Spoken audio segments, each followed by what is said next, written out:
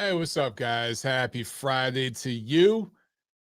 It's time for the Friday wrap up. Bivol, as you see here, I'm sharing the Zone's live stream of the Canelo Bivol weigh-in. Um, Joining you guys a couple minutes late. Apologies for that. Been running around like crazy here, but phone lines are open if you want to get on and chat, and we could talk about this thing. We could talk about all sorts of stuff coming up. It is a week away from my next fight. I'm fighting here in Atlanta next Friday, May 13th.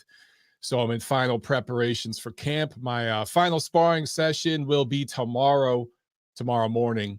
Other than that, I'm just keeping it to one workout a day, nice and light, and eating good.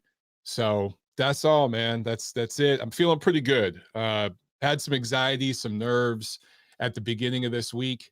End of last week, I felt like I just need to fine tune a couple things. I wasn't quite 100% ready. But after this week, I had a really good week in training. And I really just kind of worked on a couple things really over last weekend into this week. And I feel a lot better. So feeling good, feeling confident, and we ready to go for next week.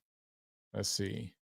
I got the sound here from this weigh-in just in my headphones, just barely, just listening to it, but I won't turn it on for you guys. But of course, this weigh-in already happened like 20, 30 minutes ago. So they put it on pretty early because, I mean, for Vegas time, this is real early. But I wanted to go ahead and just show it to you guys so that the weigh-in bros could get their fill. You know what I'm saying? What do you guys think about those odds? It says betting line Canelo is minus 500, and Bivol is minus 333. I'm curious what you guys think about those odds. But I want to talk about something that's been on Twitter a lot. I've noticed in the recent days. Apparently, and it's funny that this kind of comes out this week, but apparently this big deal that PBC offered to Canelo, I think it was like reported as $100 million, which again, these numbers are usually nonsense. But apparently it included possibly a fight with Errol Spence, but it was supposed to start with a fight against Jermall Charlo. And then after that, I think Canelo would have the option between David Benavidez or Errol Spence. I believe that was it. And I think the Errol Spence fight would be at some kind of catch weight or something. I don't know. But obviously the fights against Charlo and Benavidez would be at 168. So there is a segment of the boxing fan universe that is they can't help themselves, right? Especially the PBC Heyman stands that are out there. And they are going hardcore against Canelo this week, saying that, he took a soft touch going up against Bivol here, Dmitry Bivol, and then Gennady Golovkin later this year. Should he beat Dmitry Bivol, that is the signed fights, right? That's what's going to happen. And of course, those will be on DAZN pay-per-view. So that really, really, really upset some fans. Here's what I would say to those fans. I understand if you're a diehard fan of Jermall Charlo. I understand. You're one of the dozen or so out there. I kid. Seriously, if you're a really, really super duper fan of Jermall Charlo or Demetrius Andrade, I get it. But here's the thing.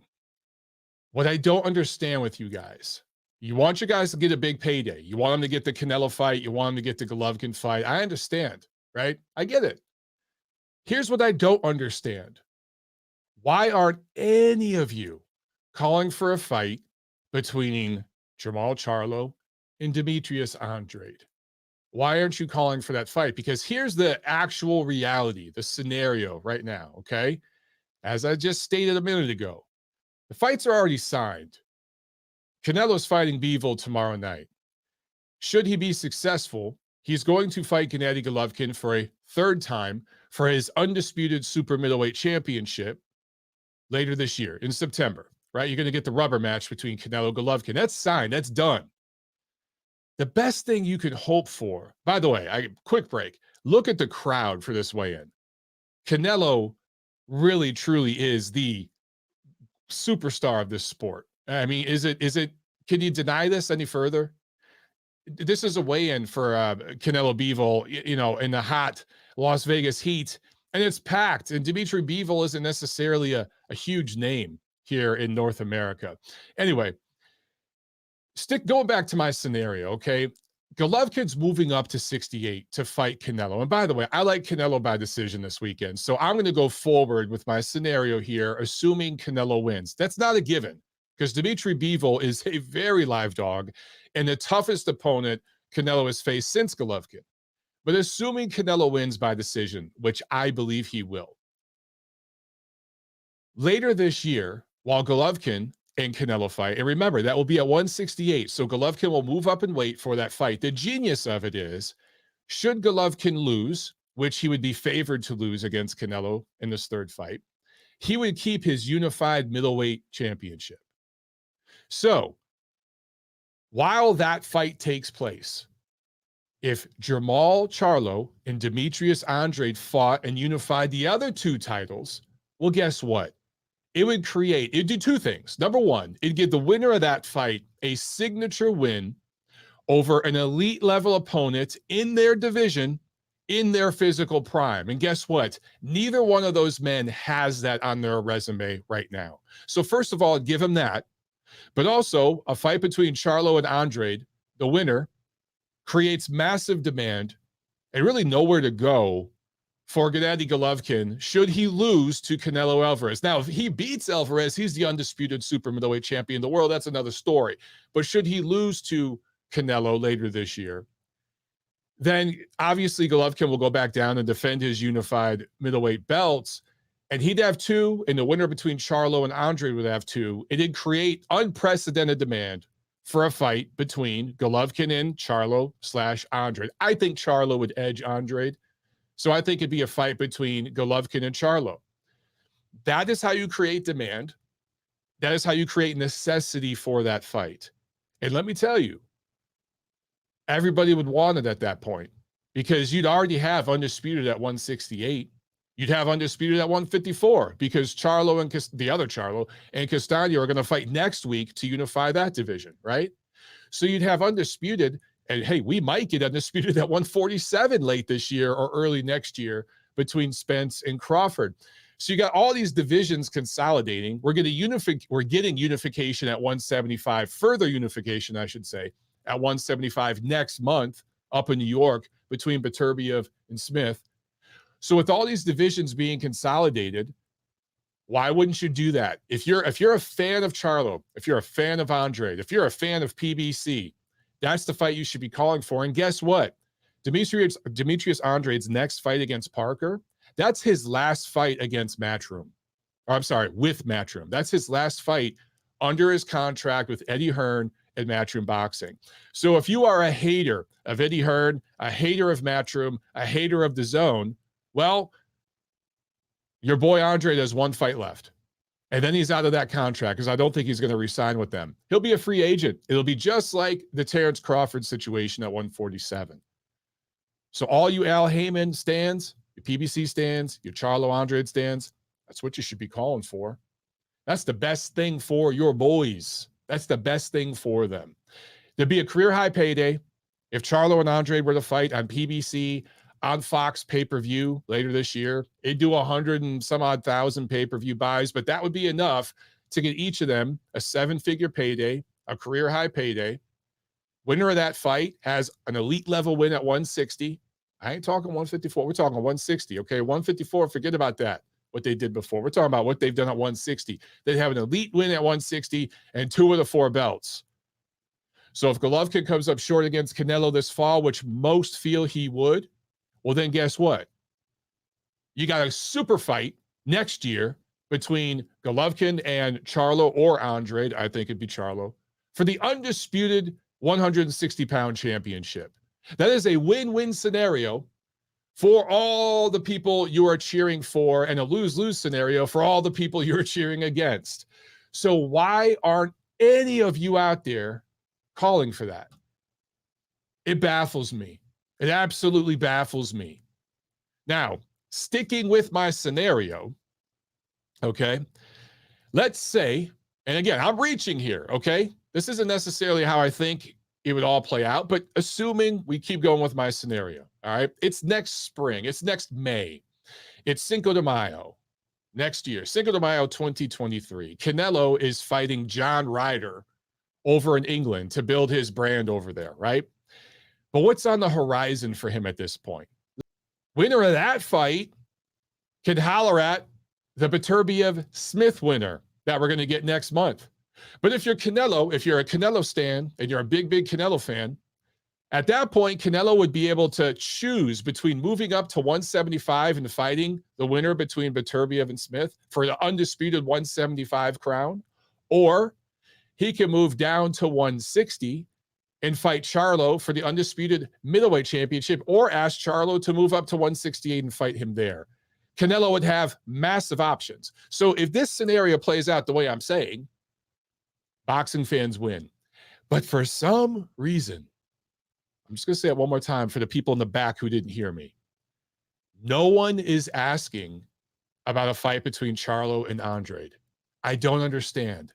It's almost as if, I don't know, maybe I'm kind of losing my mind here, but it's almost as if the fans of those fighters and the promotional outfits that they represent, particularly Charlo, because Andrade right now is with Hearn for one more fight, that he's probably going PBC, right? It's almost as if the fans of those fighters want to see them keep their O and get a mega fight and a mega payday without necessarily earning it. That just seems to be, I don't know, that's just what I'm seeing. You guys let me know. All right. Papa Chubby with the super chat. Thank you so much, Chad. He says, let me be the first fan to complain about Canelo versus Ryder. Hey, you're not the first. You certainly won't be the last. My only hope is that that's not a pay-per-view over there in the UK. I don't think it will be. I actually think that's going to be a huge introduction for Canelo to the British fans, him fighting on UK soil. I think it's a smart play by Eddie Hearn and Team Canelo to further build his brand over there. And yes, it's obviously a soft touch. But if Canelo beats Bivol, the second best light heavyweight in the world right now, no less than the third best light heavyweight in the world right now, and then he beats Golovkin, the best middleweight in the world and one of the biggest brands in the sport south of heavyweight, and actually decisively beats Golovkin. No controversy this time. That's a pretty good 2022 for Canelo, and he will have earned a soft touch against Ryder, who I do believe is a mandatory anyway. So, all right, I'm cool with it. All right, let's jump to the phones here. We'll take a couple calls real quick, guys. Let's go to 631. You're on the show. What's going on? Hey, Mike, it's Keith Asenseta, aka Boxing Global. How are you doing? What's up, man? How you doing, Keith? Good. Yeah, I saw that tweet too as well in regards to PBC.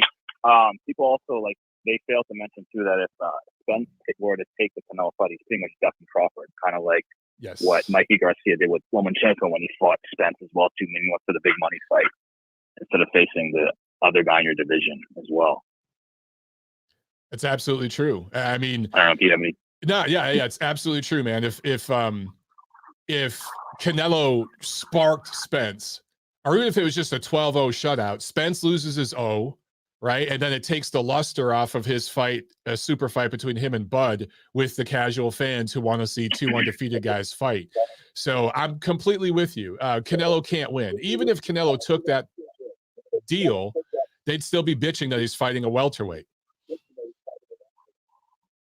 Yeah, and I just don't see any way that Spence wins in that fight. He'd probably get his face broken, to be honest with you. Yeah. Just because his style isn't correct for Canelo. He's just flat-footed. It'll be a very entertaining fight while it lasts, but he'll pretty much get beat down. And I think you mentioned this before. All the promoters, they do something good. They all have the pros and cons. Like, it has the biggest events now. Tom Brady is great at matching its opponents, matching its champions, and building great champions. I think you mentioned at one point too, like Top Rank versus PBC record is like very, very favorable for Top Rank. It was like 17 and something versus like 9. Yeah, it's like it's not even close. Yeah, Top Rank's head-to-head record against PBC, I want to say they win over 3/4 of the fights usually.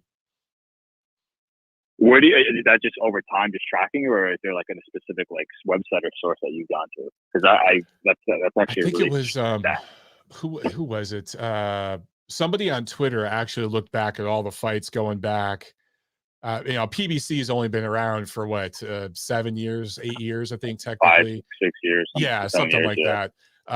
So I don't think they look that far back. They just look back because, Heyman represented fighters before PBC, but I don't know if they went that far back. I think they just went back to the dawn of PBC, but it was, who the hell was it? Rick Glazer. That's who it was, Rick Glazer. Okay. Good to know. Okay, thank you. But yeah, going back to, PBC, they do a great job providing their fights and putting on big shows per se, and making them look all glamorous. But I think the culture over there is, basically give gimmies, have their big stars get these big paydays and not really earn it per se, and it kind of it really detracts from the sport. And then Golden Boy, I don't know what the hell they're doing, to be honest with you. They put on really good local shows, especially out here in California as well too. But I would say probably the better promoters are Top Rank and Matchroom, just because of what they do for the sport, for fighters and overall. But yeah, going back to it, it's just that when you bring up Andre Carlo, the PBC fans do not say anything at all. Yeah, it's hilarious. And I'll just go into my picks for the fight tomorrow. I favor Canelo by probably like a competitive decision. I would love to be wrong and see the upset. I like Bivol. I just think he doesn't have the layers in the game. He has one or two really good layers. He has a really good two straight in and out. But I think after like the early to mid rounds, Canelo's going to start timing it, and he's going to probably start timing to the body, then to the head, and breaking down and slowing down. I don't think he stops him, but I think even if Bivol makes it close, I just don't see him winning in Vegas, in America in general, to be honest. Yeah. Just because it's Canelo's sport. I don't see that happening at all. So, one other thing too is Canelo apparently told Eddie Hearn that he feels comfortable fighting Usyk at 201 pounds for the heavyweight championship. I don't know about that. I saw that, and I think it's nonsense. I don't think, for one, I don't see Usyk going back down in weight at this point because he's worked so hard to bulk up. But with a fight against Canelo, perhaps he would. But assuming that Usyk could get back to 201 in a healthy way, I think he beat the brakes off Canelo. It just, if Canelo, I can honestly see Canelo doing a heavyweight fight, but he'd fight somebody like Trevor Bryan for the WBA regular belt. It'd be something like that. Same thing at cruiserweight. I can't see him taking on an elite level heavyweight. I just don't see that. Yeah, Usyk's style is all wrong for Canelo. Yeah. Just like you said, as long as if he makes the way healthy, he did say he would go down there to fight Canelo, but I see it, unless he hires a very good nutritionist, he just packed down some muscle for heavyweight. He basically be going back. That's a difficult fight. That's a difficult weight cut, to be honest with you. But if he does do it healthy, he would destroy Canelo. He'd probably stop him. To be honest, I think he'd knock him out. If he has all his powers and everything, speed. Absolutely. So, yeah. All right, Mike. Well, that's my call. Thank you. Thank you for the show. Thank you for your time. Thanks a lot, brother. Have a good weekend, man. Yeah, I completely agree with Keith on that. I think, and it's no disrespect to Canelo, but guys, the size difference is too big. It's one thing for Canelo to fight guys who are at 168, 175, where they're kind of within the same weight range. I get it that they're naturally bigger guys than Canelo. But there's a few of those guys at 168 that I don't even think are necessarily stronger than Canelo. I think that Canelo in a weightlifting competition is probably stronger and sturdier than guys like Callum Smith and Billy Joe Saunders and those kind of guys. I just think he is. He's stocky and everything. He's not tall and thin like they are, but he's got some natural strength to him in his legs and through his back and everything. But at 201 pounds, Usyk, it would be awkward for him because he'd be punching down at Canelo, which is something he's not used to. But Usyk is every bit the boxer Canelo is, and I'm probably even better if we're being honest. Okay, Usyk's probably a better boxer than Canelo in certain aspects, maybe not all. Canelo has better defense, definitely better head movement and defense, but offensively and really in terms of his footwork, there's things Usyk can do as an athlete that Canelo just cannot do, and that's no disrespect. It's just the truth. So at 200 plus pounds, that's just asking way too much of Canelo, in my opinion. I wouldn't even want to see that fight. But for the freak show atmosphere, if Canelo ends up fighting a guy like a Trevor Bryan, who was going to come in weighing 230 or something for the WBA interim silver, gold, diamond, regular belt, whatever the heck it is, that would be kind of fun just for the freak show. And I think Canelo would actually beat him. I really, really do. Which is crazy. All right, back to the phones. Let's go over to the UK. We got 796 on the line. What's up? Hello? Hello. Is this Hello. Hamed? Hello. Yeah. How's it going? Good. I thought that was you. How you doing, Hamed? I'm good. Thanks. I got a couple of questions for you. First one, about the fight tomorrow. If Bivol loses, You just Canelo loses to Bivol. Okay. What's that? So you broke up for a second. If Canelo loses to Bivol. All right. Yeah. Do you think the Golovkin fight will still happen next, or do you think it depends on Canelo? I think that, yeah, look, if Bivol beats Canelo, I don't see Golovkin and Canelo fighting a third time. It's possible, because you have to remember this is at 175 pounds. So Canelo would still be the undisputed super middleweight champion, but it would take some luster off of that fight. However, I don't know, maybe it would still happen, Ahmed, because Canelo would still be a big brand, and him coming off a loss might change the betting odds between him and Golovkin. It could still happen. So I don't know. Yeah, all right. That's interesting. I seen some video, I think it's from Gruel and Truth. I think it's on YouTube. It's Mike Goodpast. I think he made a good point. Is there a chance that Bivol could win a decision? Because I don't think many people are picking him to knock Canelo out. I'm not sure what you think about that, but I think if anyone will get the stoppage, I think it's Canelo.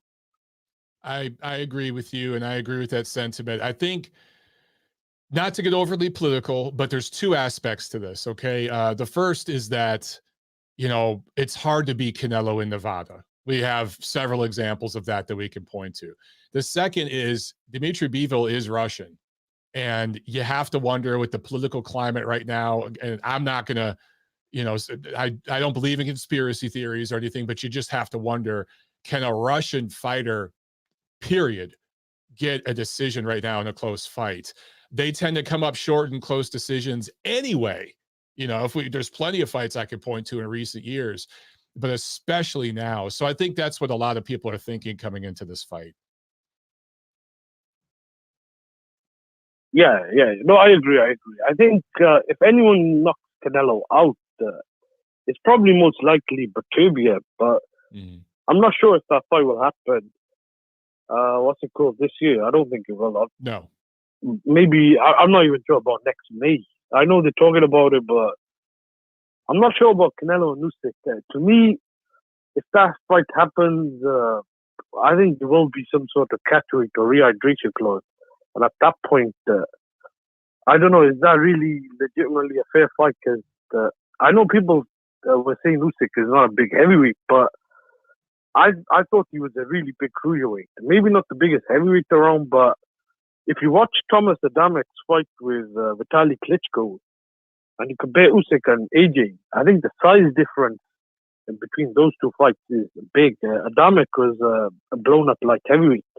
With Usyk, I think he's a small heavyweight, but to me, he looked like a really, really big cruiserweight. So fighting him at 201 pounds, I don't know, can he still make that weight limit healthily, at a healthy rate? I'm not sure. Like, if it's at 201 pounds, that's essentially a cruiserweight. Yeah, I completely agree with you. It's reminiscent of when Roy Jones gained a bunch of muscle to go up to 200 pounds and fight John Ruiz. And then he came back down, and immediately, I want to say he had back-to-back knockout losses to Tarver and Johnson. Losing fat's one thing. He beat. Sorry, go ahead. He beat Tarver, but he didn't look good. I think it was a majority decision. Oh, and then he got knocked out. Yeah, you're right. Yeah. He should have walked away. And you have to think, in Roy Jones' prime, he probably beats Tarver pretty handedly, right? But he struggled with him, then got knocked out against Johnson.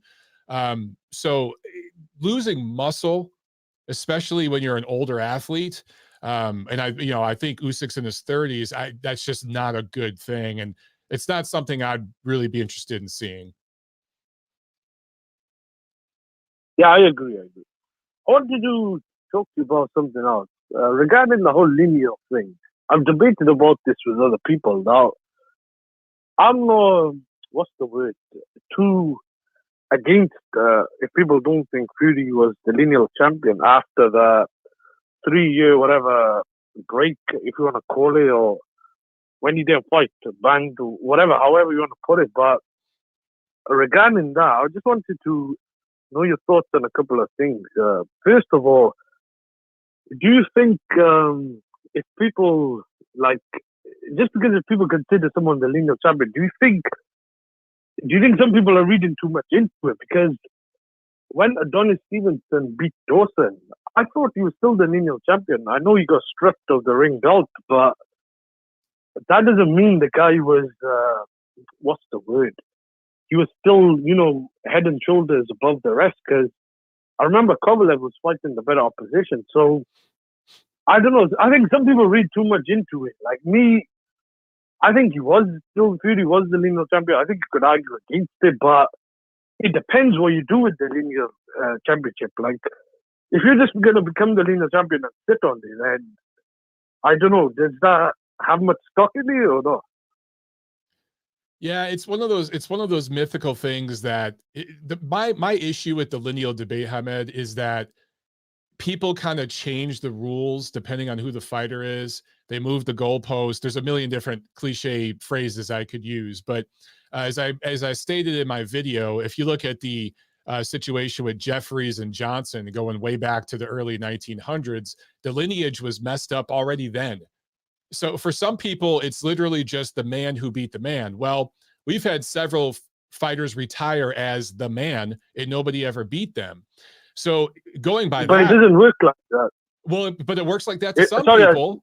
Some people consider that's how it works. That's the rules. Yeah, but some people have different rules. I mean, it's kind of like pound for pound list. I mean, some people. Wait. No, it's not though. I'm sorry to get you off because I just want to reiterate. When Lennox retired, the lineage was broken. Now, I know the Ring magazine has changed some of its rules, but if someone retires, the lineage is broken. But there can be a new lineage set. The thing was, I agree with you. When Fury didn't fight for 3 years, there was no undisputed champion, and Adrian Wilder didn't fight. Right, so but to me, let me ask you this, Hamed. Muhammad Ali did not fight for several years. It was a different situation than Tyson Fury. You know where I'm going with this. But Muhammad Ali was, according to boxing historians, stripped of his lineage. And if you go to BoxRec's listing of lineal heavyweight champions, and throughout all the history books, they say that Ali got stripped and it ended up being Frazier who was the champion, Foreman, right? And then Ali got it back. But if Muhammad Ali got stripped, how are you not going to strip Tyson Fury? all right, I think I got the answer to this as well. It's about consistency. If people didn't consider Ali the lineal champion, then they can't consider Fury. That is a very good point.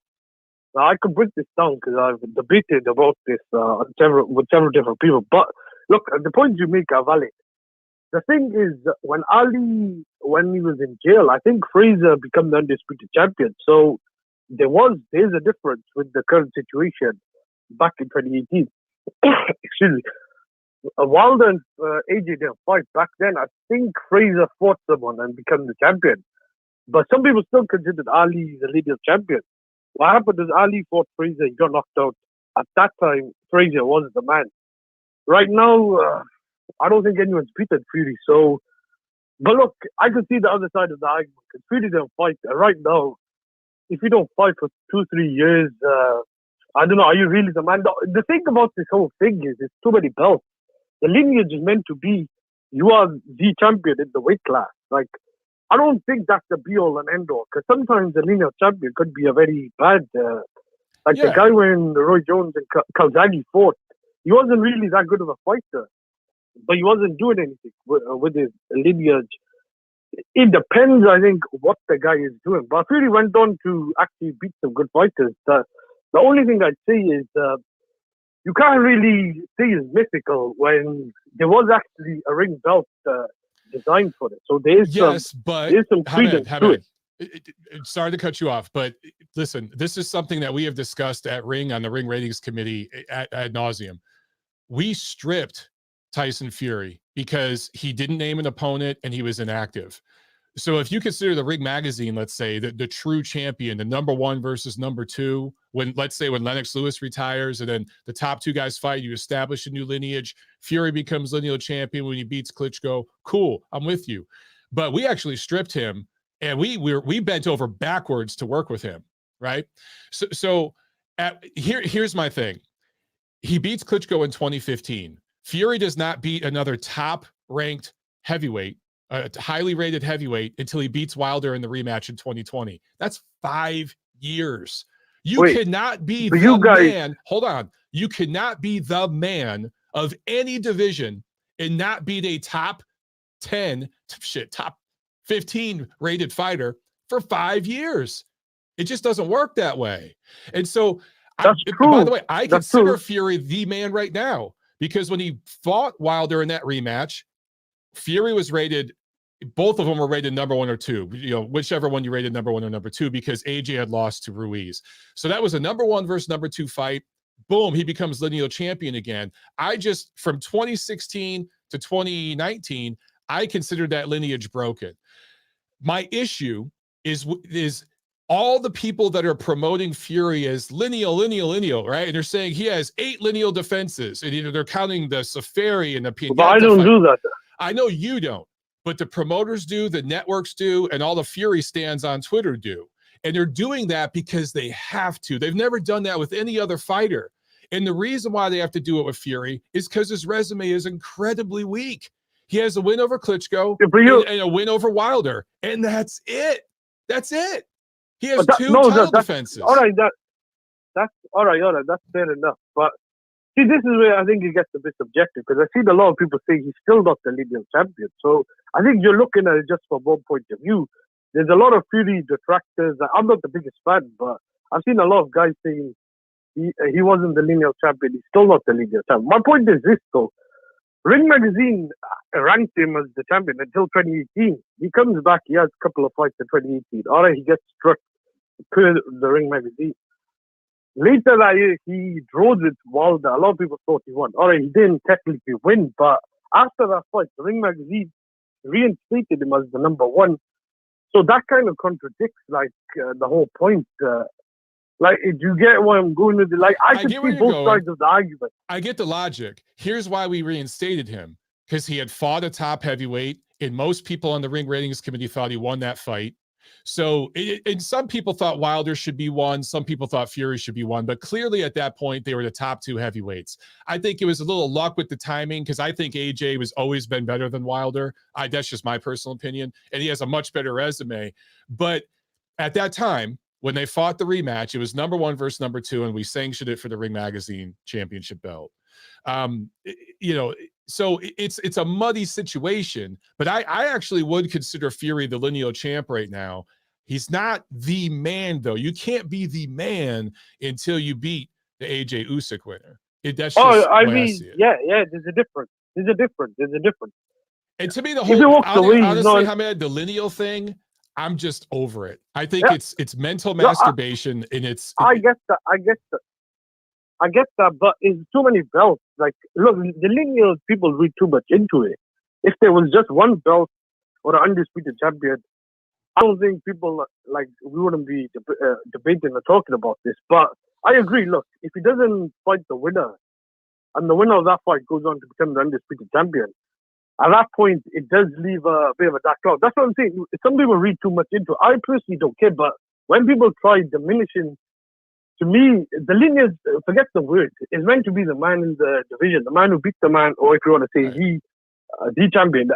We rarely get undisputed champions, so sometimes it's hard to look at that. If there's a couple of guys with different belts, then we got to look at who the lineal champion is. Well, but like I said, when Adonis Stevenson was the lineal champion, he was still fighting and he got stripped.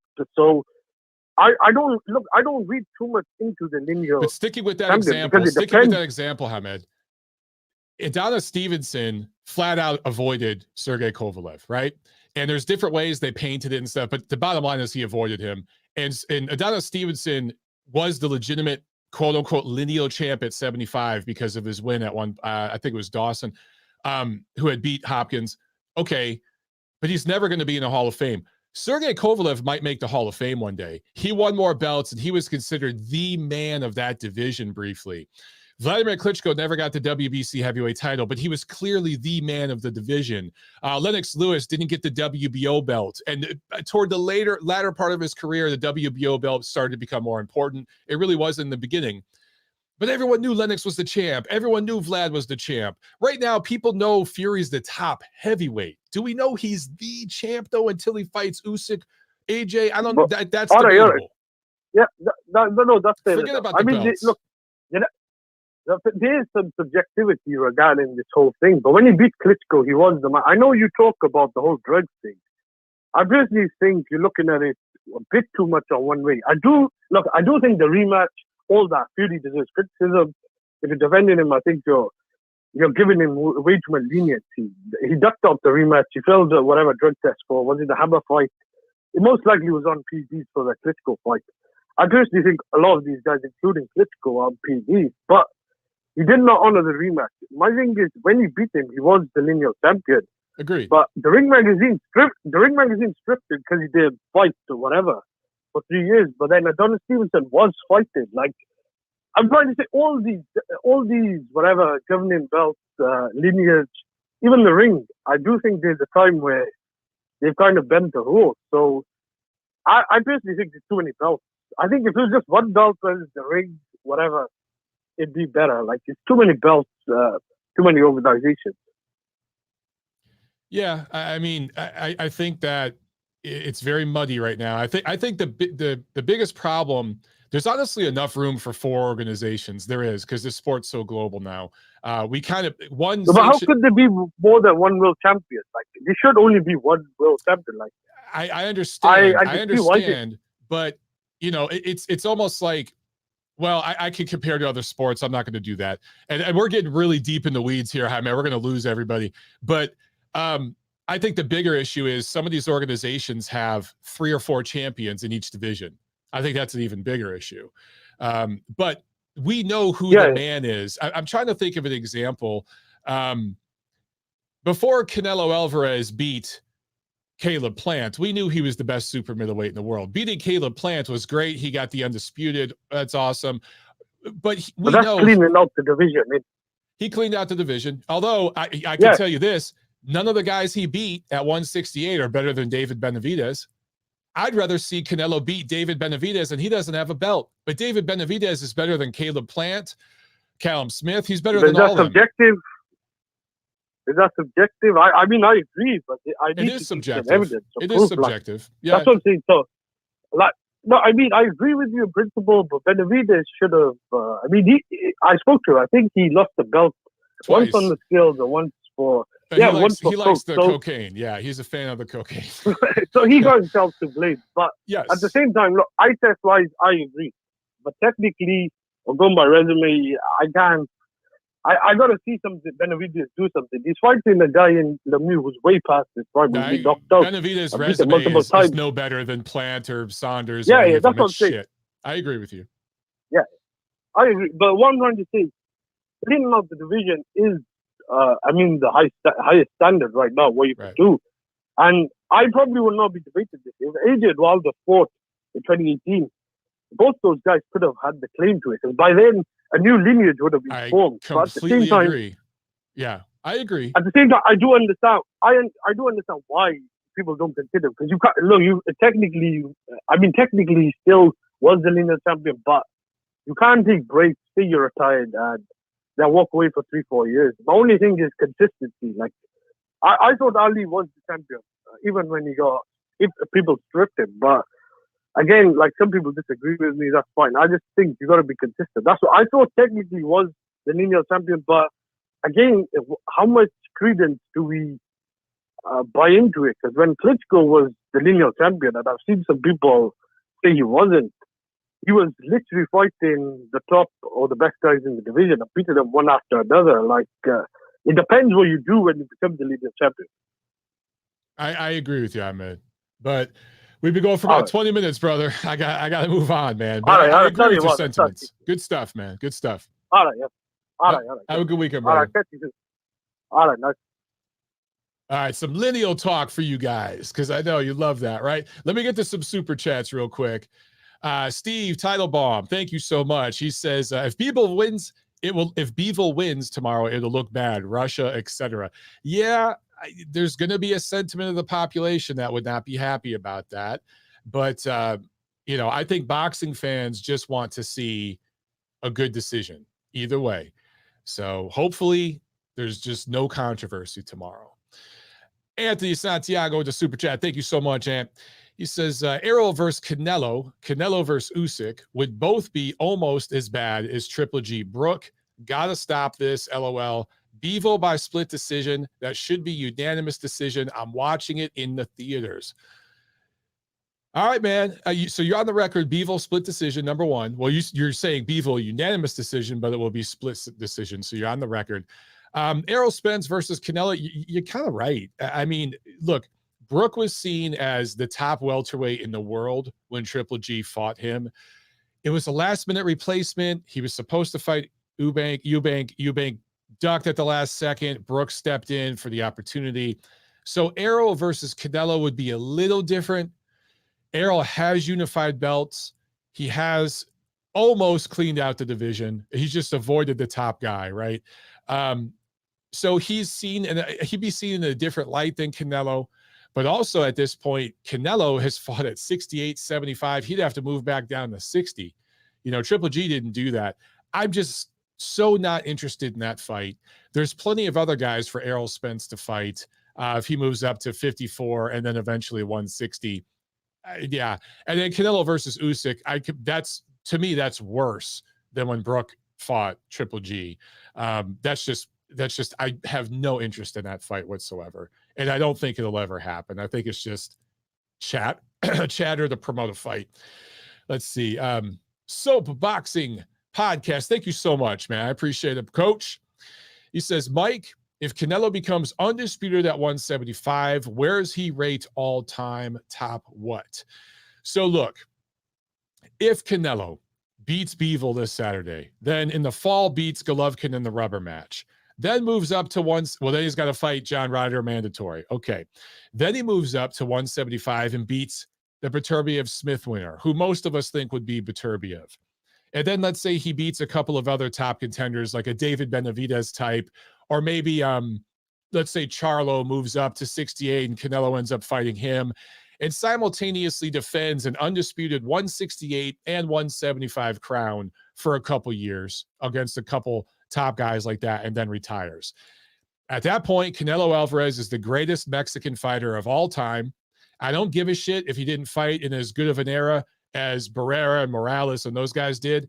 Just based on accomplishments alone, he's the greatest Mexican fighter of all time. Don't at me. I don't care if it pisses you off. That's the truth.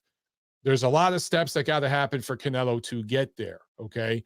As it stands, he's probably going to retire as the most profitable, most famous Mexican fighter of all time. If you look at the numbers he's starting to do right now, certainly dollar-wise, some people might say Oscar De La Hoya, but Oscar's American. So I know Mexican fans want to claim him as theirs, and he is Mexican, but he's American too. So it's a little different. Anyway, that's how I see all that playing out. All right, we got another super chat. Another one from Anthony. Thank you so much. Yeah, I appreciate it, brother. He says, thanks, Mike, for having the best boxing channel.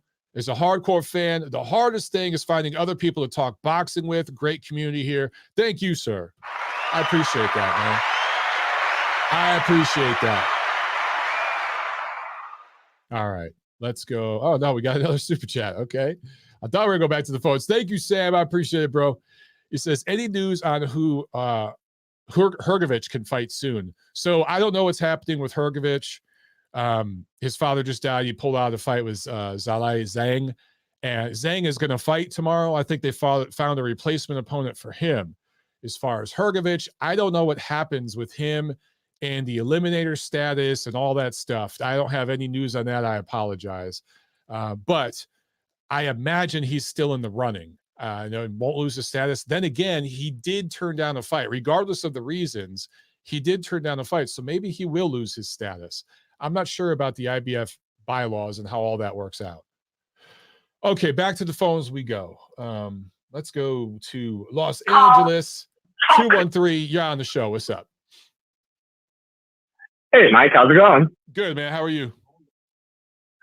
Okay. I have one issue with the lineal thing. I know you don't want to talk about it, but there is a gap during the Dempsey to Bear era where it splits, and I don't want to get into the politics of it. I know where you're but going. until the boxing heads figure that one out, the rest of it, you can figure it out. But that gap right there, oh, man.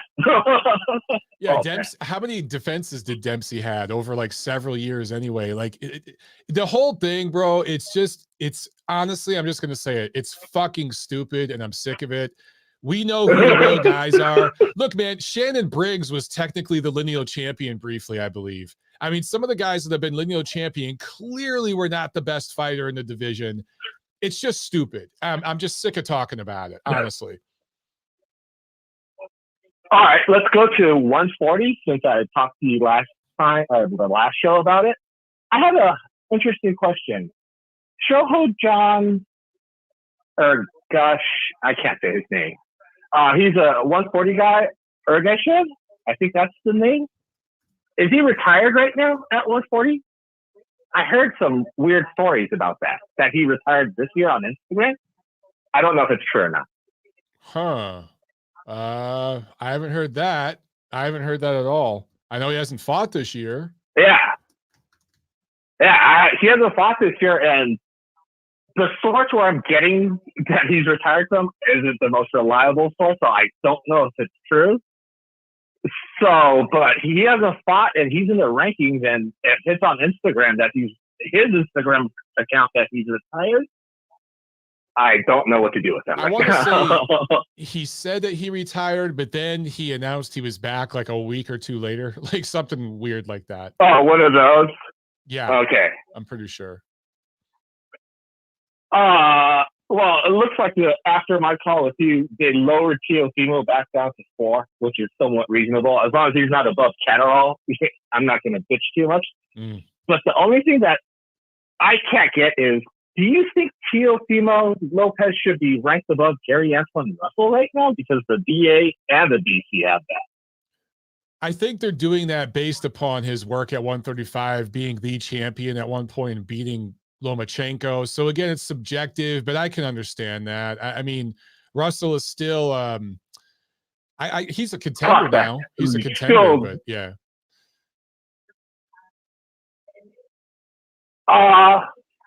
Another thing for 140, I know Zepeda and the WCPC want to have the mandatory set up, but would you rather see him go up against Ramirez in a box-off for the number 1 spot? Who is Zepeda? Because they're 1 and 2, right? Yeah, Zepeda and Ramirez. Jose Ramirez. I mean, that's an awesome fight, but if Zepeda, I'd rather see Zepeda and Taylor right now, because I just think that that's a championship fight, and I'd love to see it. But Zepeda against Ramirez, sign me up for that shit too. Yeah. Well, just to get to number 1, so no one will be bitching about the next number 1 that Josh Taylor fights, because I don't know what the fans did to him, but he kind of soured on the squad a little bit, and he's being coy. Basically, he's not saying whether he's going to move up or if he's staying in the division. But like I said last time, he said he wants to fight Ulo before Zepeda. I'm sure Aram could work it out for Zepeda to get the fight, but I think he's not happy with the sport as being in the sport right now. Am I right on that? He's a little frustrated. I think he feels, and I'm totally speculating, but I'm basing it off things I've heard, that he's maybe not respected as much as he should be, and he probably doesn't like some of the reaction that he got from his last fight. But you know, that's was how it it goes. Towards that bad? The fans that bad towards his family? I just didn't pay attention to all that. He got beat up pretty bad. Look, the fans are horrible. I remember talking to Jamel Herring after a win. I can't remember who it was, but it was he was coming off of COVID and scored a win.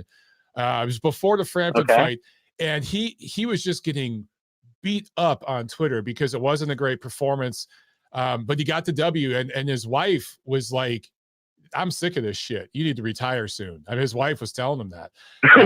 Yeah. So I remember having a conversation with Jamel about that. We've had him on the show a couple times talking about that kind of stuff. So yeah, dude, the fans are terrible sometimes on Twitter and stuff. And Taylor's been getting beat up a lot. So he's probably in a pretty frustrated place right now. Oh, damn. All right. Well, I'll see what happens when he gets back.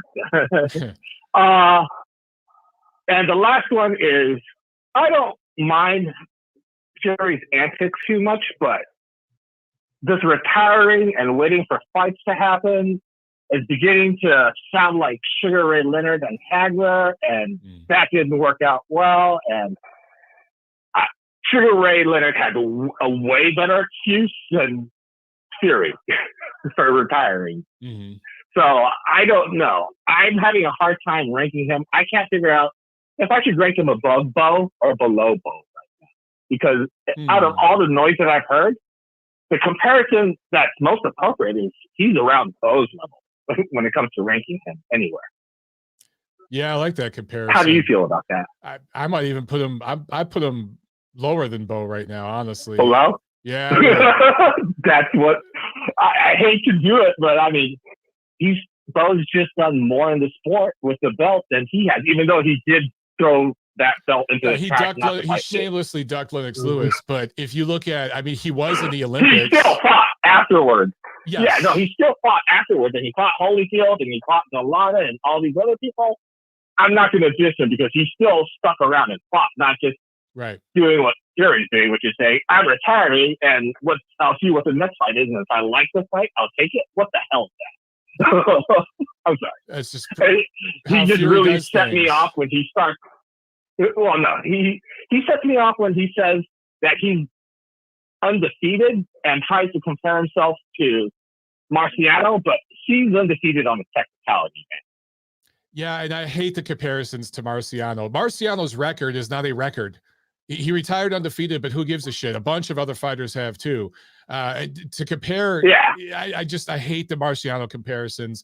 Marciano would be a super middleweight / light heavyweight today anyway. It's just ridiculous. So yeah, I hate that stuff. Beautiful. That's all I wanted to talk to you about today. Thanks for the call. Have a good weekend, man. You too. And I hope the weather is better over in the area you're at. Later on. All right, peace. Interesting question here from Boxing and Bulldogs. He goes, Montero, what is up with Senicia Estrada and Golden Boy? Any idea? Yeah, she is not happy. She is not happy right now. They haven't been getting her fights.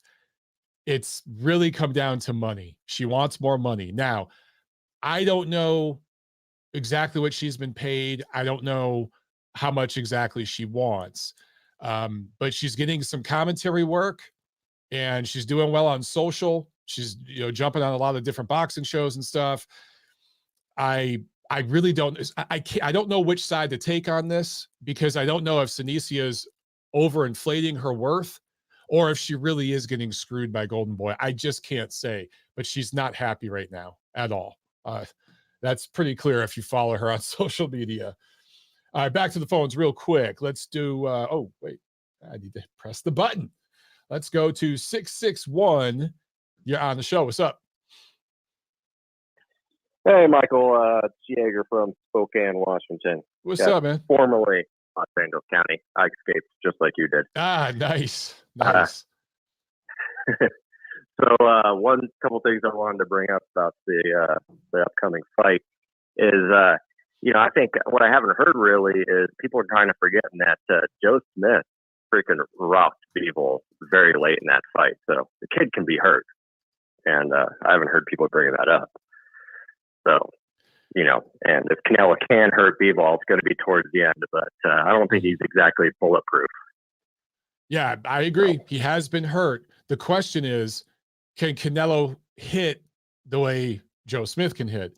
I think Joe Smith, it's between him and Beterbiev for like the strongest humans just natural strength, brawn in all of boxing. They are just freakishly strong individuals. And Smith is one of those guys that can probably punch through a tree if he was, if he wound up hard enough. So can Canelo, no, I totally agree. can Canelo punch like that? I don't know. Here's the difference though. Canelo can catch Bivol with a shot he doesn't see coming. That he can do. No, yeah, that's exactly what I'm saying. It's going to be, that's exactly what I was going to say. It's going to be something they can't see, and it's going to be towards the end of the fight. However, I think, what I anticipate seeing is Canelo moving forward, and once Bivol gets a little comfortable, is going to start timing them with, 1-2s. And I think the first few rounds of the fight, the Canelo fans are going to be a little nervous because Bivol's straight 1-2s are pretty sharp, pretty quick. Mm-hmm. So I think he might be walking through a little bit of fire here at the beginning of the fight. Yeah, that's the way I see it. I think Bivol's definitely going to have some success early on. Here's just where I go with it. Okay. I think that by the middle rounds, Canelo will start to time Bivol's jousting. And the question is, can Bivol make an adjustment once Canelo does? And we've never seen Bivol do that. He's never been forced to do it. So maybe we're going to see an angle or see a wrinkle in his game that we haven't seen before. Or we're going to see him kind of do that one thing and Canelo makes adjustments and pulls the fight out in the second half.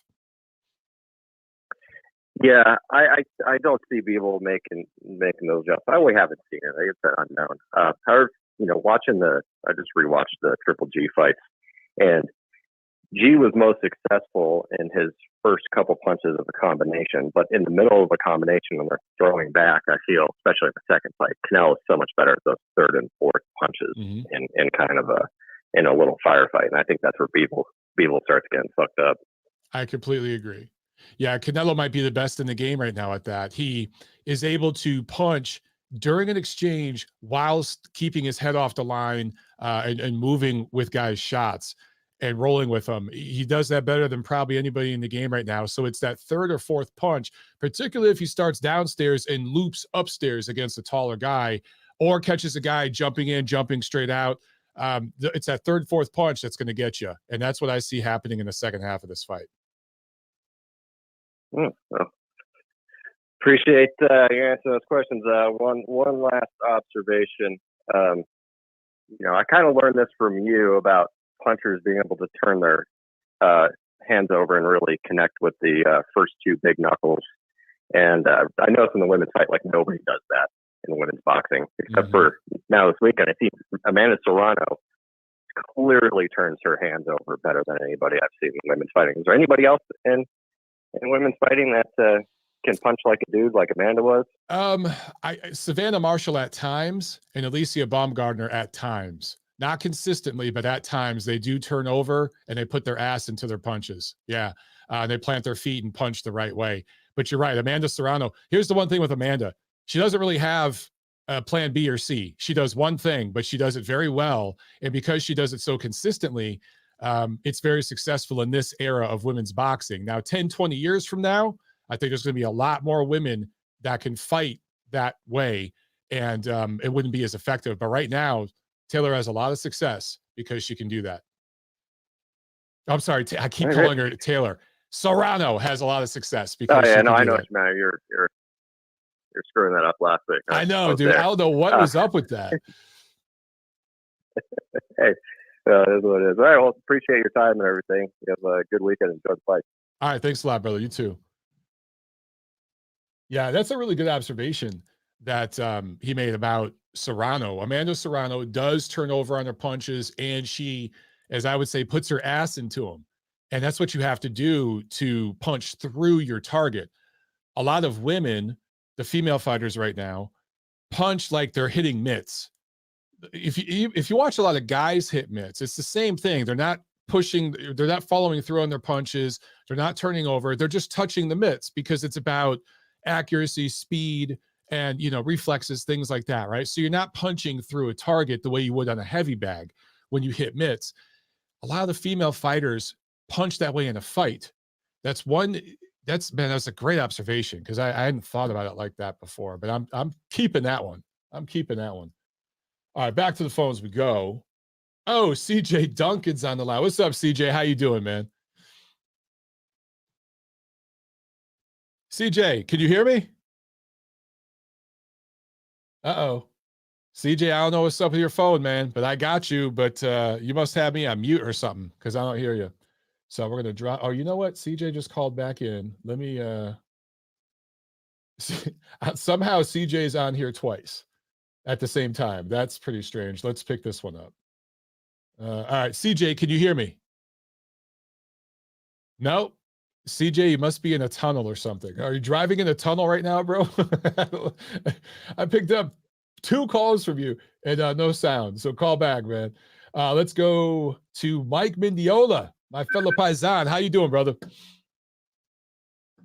What's up, Big Mike? How are you? Good, man. How you doing? I'm very well. Hopefully you can hear me. I'm driving today. I didn't really get to touch base the last few weeks. Busy, missed the show, but just wanted to, and I know I'm beating a dead horse, but you can't say enough about Katie Taylor and Amanda Serrano last week, or a couple weeks, whenever it was. I was completely in awe, and I hope that if they do fight that rematch, I hope they up both those girls' purses because they deserve every last dollar that they earned that night. I completely agree with you. And my only concern is that if they go back to it and do a rematch, that they do it on pay-per-view. I hope that doesn't happen.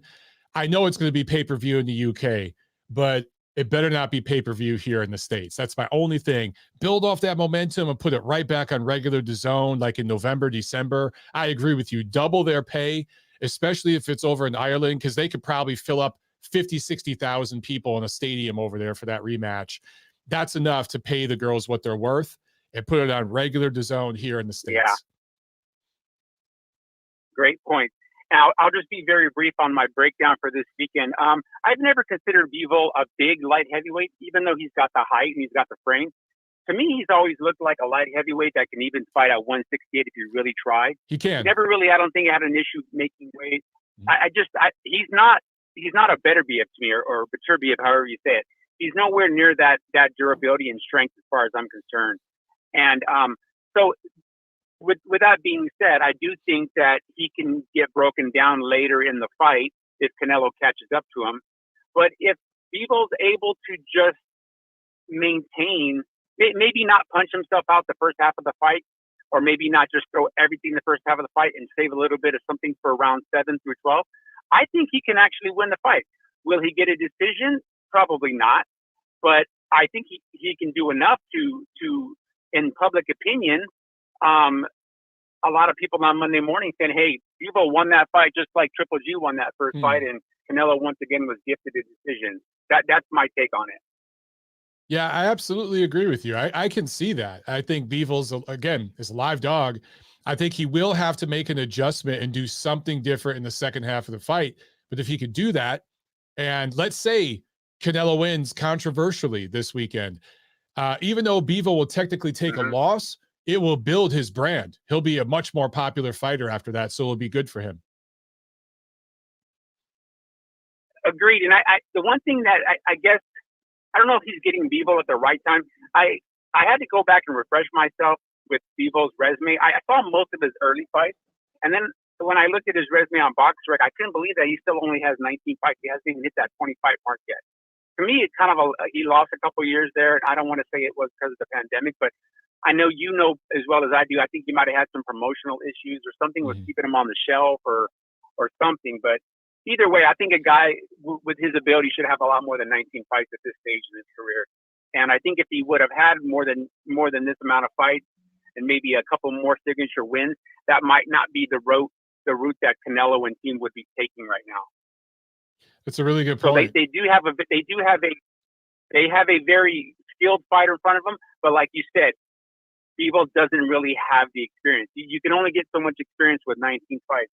It's a numbers game at that point. So, yeah, that's a really good point. I mean, I think Bivol has better opponents on his resume versus guys like Caleb Plant, Billy Joe Saunders, Callum Smith, but he has about the same number of fights. And you're right, there is something to say about the level of experience.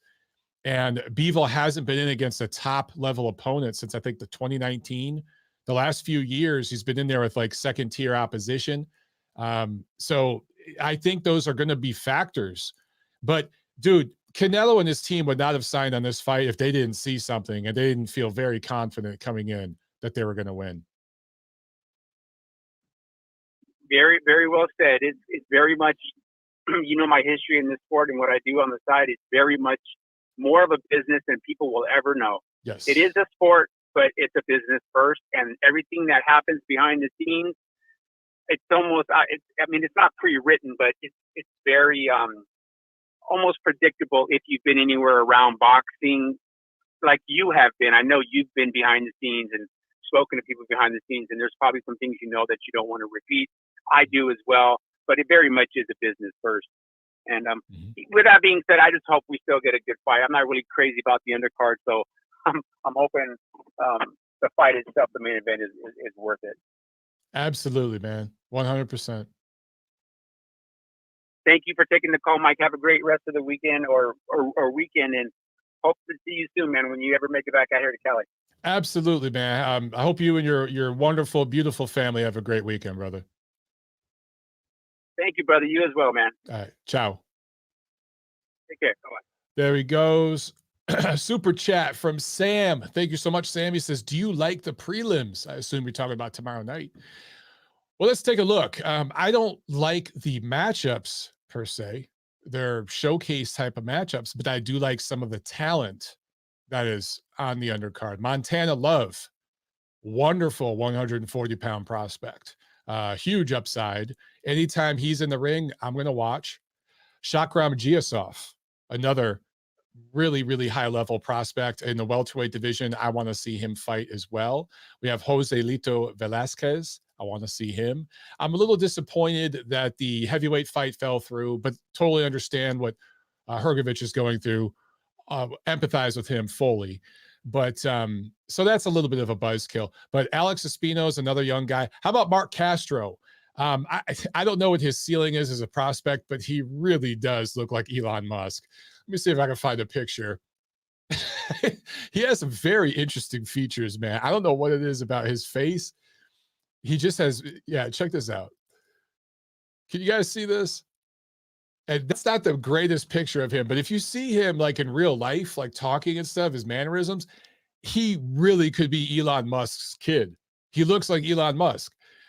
So it's just interesting. I'm not necessarily interested in seeing him fight. I don't know about the ceiling and all that, but the other guys I mentioned, Giasov, Love, Velasquez, those are guys that are going to have futures. So I want to see them fight.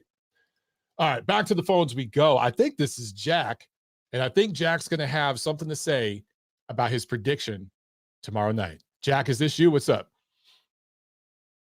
Hey, what's up, Mike? It's actually Nacho. No, I'm just playing. It's Jack. Ah, shit. We got some Nacho love on the show. Hey, what's up, man? Yeah. Nah. Okay, so, dude, I'm going to win. You know what would be a good bet on everyone to bet on? A draw. I think people could make, if you put $10 down, you can win $180. And what are the chances you see a draw happening? I think that's definitely possible. I think that a draw could be in the book. It's, yeah, it wouldn't surprise me. I think, but again, I'm going to be a dick. I think that Bivol has to win 7 or 8 rounds to get a draw, in my opinion. That's just, he's going to have to win the fight in most people's eyes to walk away with a draw. Yeah, no, but Mike, wait, Trey, get out of here. So Jack has to end the call with, that's my call. Nacho says he's timing your call because the last call was 10 minutes. So he's timing your call. Yeah, no. Speaking of Trey, though, he's one of the guys that I was going to bet on Canelo Bivol with. But, guys, I want to get a lot of respect when I come on here next time because I'm telling you, and I'm upset that Mike thinks Canelo's going to win too because he's not. Bivol is such a good fighter. He's not. Canelo's just so overhyped and overrated. He lost twice to Golovkin, clearly. I'm not going to get into that. He fucking got dominated in the first and second fight by Golovkin. And I'm sorry, but dude, you're just going to see, I don't know how else to put it, but you are going to see Canelo. He's going to lose tomorrow. That's all I'm going to say. Okay. I get you're on the record, bro. You're on the record. Yeah, about that. about that fight. But dude, you want to know something crazy? And I know this isn't just because I like Triple G, but the Benavidez Lemieux fight.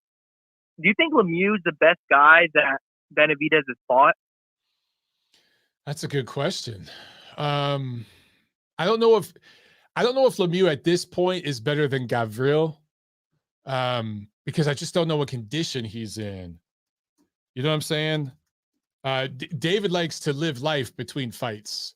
Well, both Davids do. But Yeah. Ronald Ellis, Anthony Durrell, Ronald Gavril, pretty good fighters. I don't know if David Lemieux at this point is better than them, but in his prime, oh yeah, not even close. Not even close. Yeah, who do you think would win prime for prime, David Lemieux or Benavidez? Because I think Benavidez, he lets guys hit him a little too much, and I think if David Lemieux hits him once, and I know David Lemieux's like totally out of his prime, and I don't see any way. The only way Lemieux can win this is by a left hook, because he can knock anyone out with a left hook.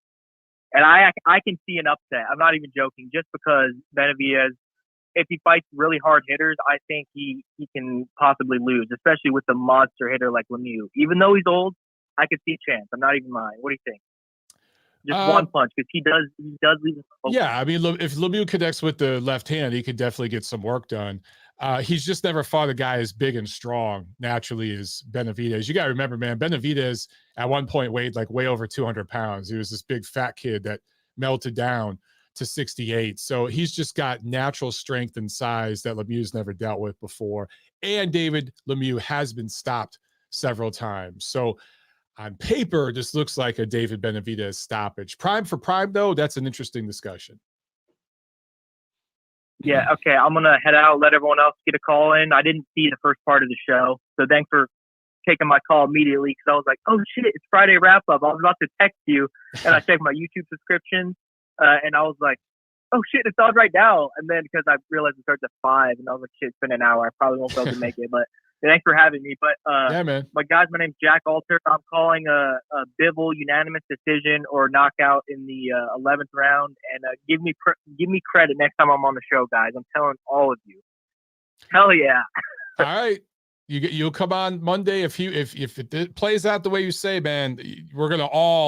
We will all hail to Jack Alter for his fight pick. Okay. So I'm telling you. All right, Mike. Have a good night, brother. You too, bro. All right, there he goes. Yeah, and Jack's been screaming since this thing was signed that Bivol's going to win. So, and he's adamant he's going to win clearly. So we'll find out. All right, guys, that's it. I'm hungry. I'm going to go eat dinner. But yeah, if for those of you just getting on, I'm fighting a week from today. I'm fighting next Friday here in Atlanta. I'll let you guys know how that goes. But of course, so that probably ain't doing Friday wrap-up next Friday, because I'm going to be getting my hands wrapped at this time a week from now. But we'll do TNC Monday. So I'll see you guys then, all right? Have a great weekend. Enjoy the fights tomorrow. And that's it. Peace.